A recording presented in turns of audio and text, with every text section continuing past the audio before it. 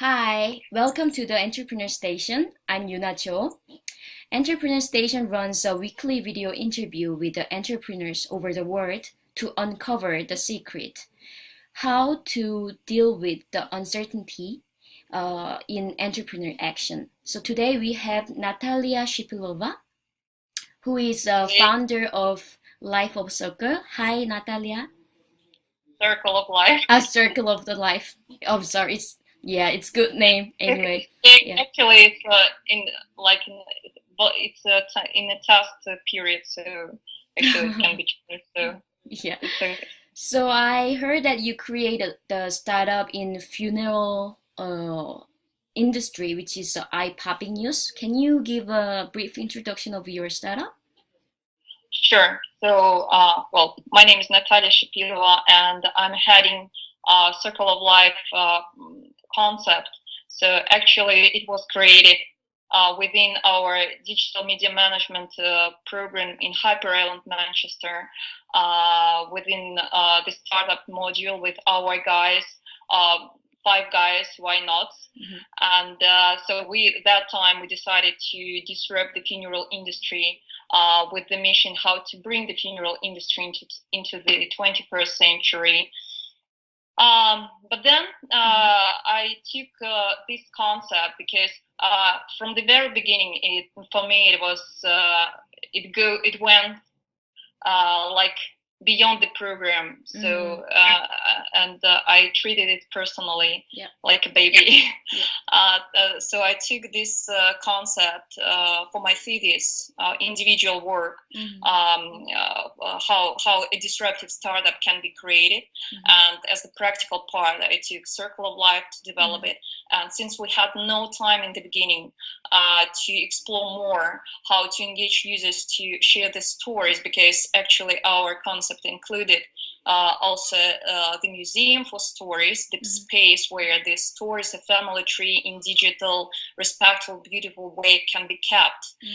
But we didn't have time to explore how we engage people, the audience, to share their moments, their stories. So that's why I decided, okay, I take this problem, how to be remembered in the 21st century, and explore more and go deeper in research to find and create a value solution which will be integrated like in the whole concept. So if you need more understanding what it comprises, so Circle of Life, actually after making a research in Novosibirsk, it's Russian city, is the Russian city, in Romania, the Mary Cemetery, a wonderful place and wonderful people, and also of course in the UK, because I stayed there for 2 months and visited Manchester, of course, because I stayed there. Manchester, Glasgow, London, Edinburgh, Stratford upon Avon, and made research speaking to experts and also the audience. So after making all this kind of research, I came up to a solution that it will be is so that Circle of Life actually combines different kind of values generated by the digital behavior, I mean users behavior, and also digital technologies like artificial intelligence trends, and also a number of problems which we have in the funeral industry, and of course in digital media, for example, dealing with big data, because we have all a digital abundance at the moment, spreading all the content in social, in offline and online, like in cloud or on desktop and mobile. So I like combining all these problems and values.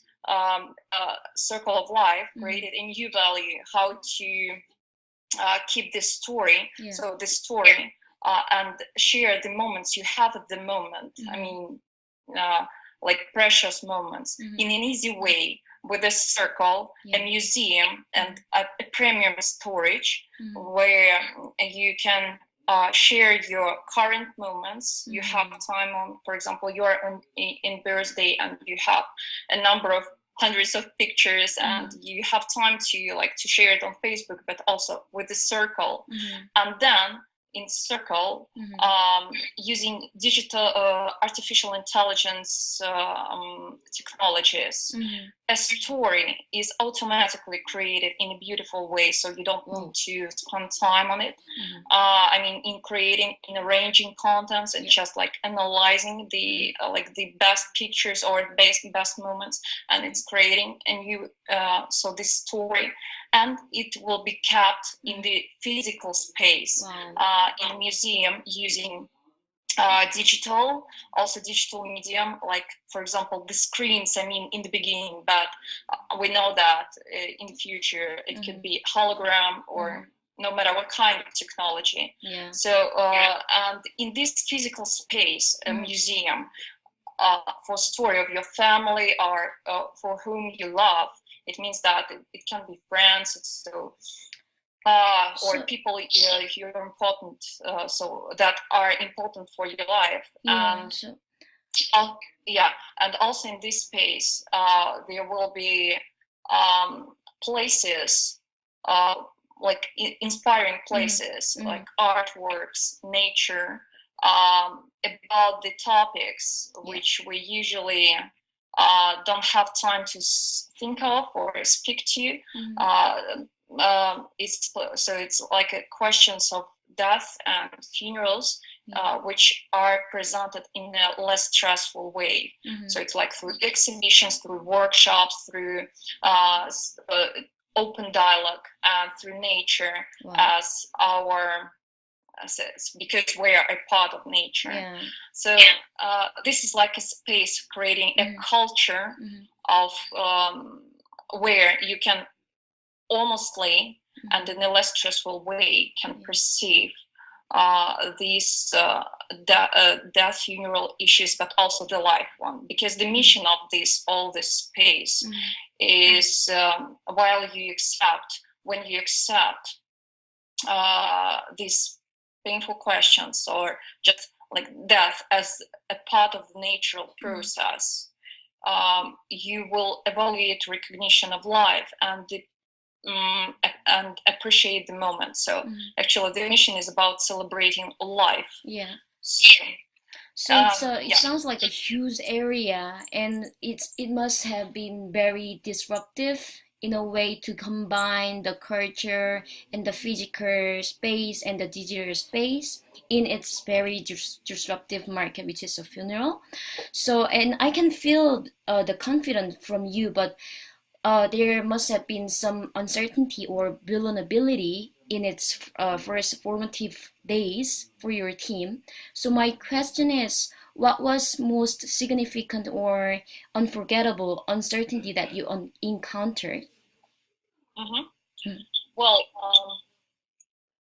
the most significant uncertainty moment were at the very beginning. Sorry, I hear my voice. Is it okay? Yeah. Okay. So, I mean, there was echo. My voice it's echo. Fine. Yeah. So the most significant uncertainty was in the very beginning, and when I didn't have enough data to be more confident with, and also in period, I mean, before creating a hypothesis, I have this kind of feeling of uncertainty, and also before creating like a final vision, which you are fell in love with. It's like a northern star, which is like somewhere maybe in the future, or it can be, it will be changed, or it can be changed, but it inspires you just to go forward. So you need some like northern star concept which you fell in love with, and you present it to people. But I must say that I would suggest to treat uncertainty as a number of opportunities. Actually, it's practically the same, but our mind is a very tricky thing. If you treat uncertainty, it starts to unfocus or disperse, or maybe create some like fear or panic or some anxiety. yes, some like negative emotions. Yeah. But when you just treat it as a number of opportunities, so wow, you think, oh my god, so you have lots of opportunities, because you know this concept is in the very beginning.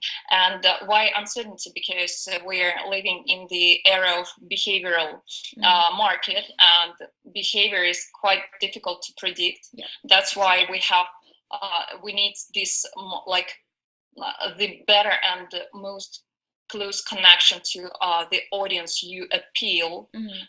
So in order to like to follow and to understand what kind of problems they have, or what kind of frustrations and what kind of behavior and habits they have.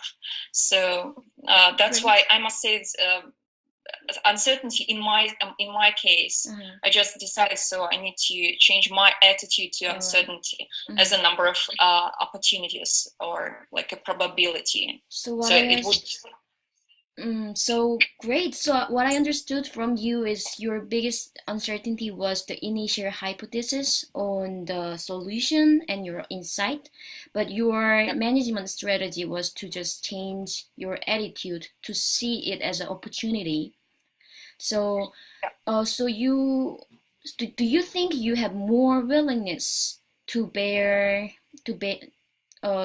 uncertainty than other non-entrepreneur or other people? This is interesting question, because actually for 12 years I worked in a big company, the leading mass media holding in Russia, and of course I didn't feel myself as entrepreneur, so I was non-entrepreneur. I think it depends on the person, because if you're ready to get out of comfort zone and start to discover new things and connect and creating new network around the concept you believe in.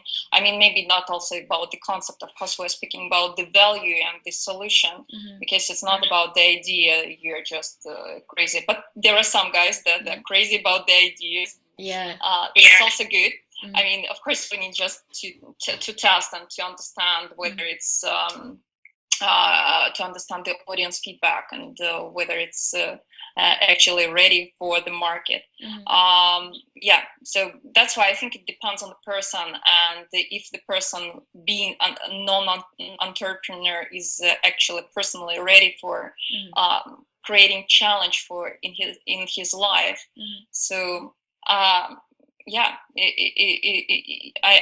don't think that I have more willingness in this case. I know that lots of guys being like working in big companies just drastically changed their way, and just decided to start new projects, understanding that it's actually about the whole responsibility which they take, and lots of challenges, and but yeah, it's a personal choice more than a status. Sure.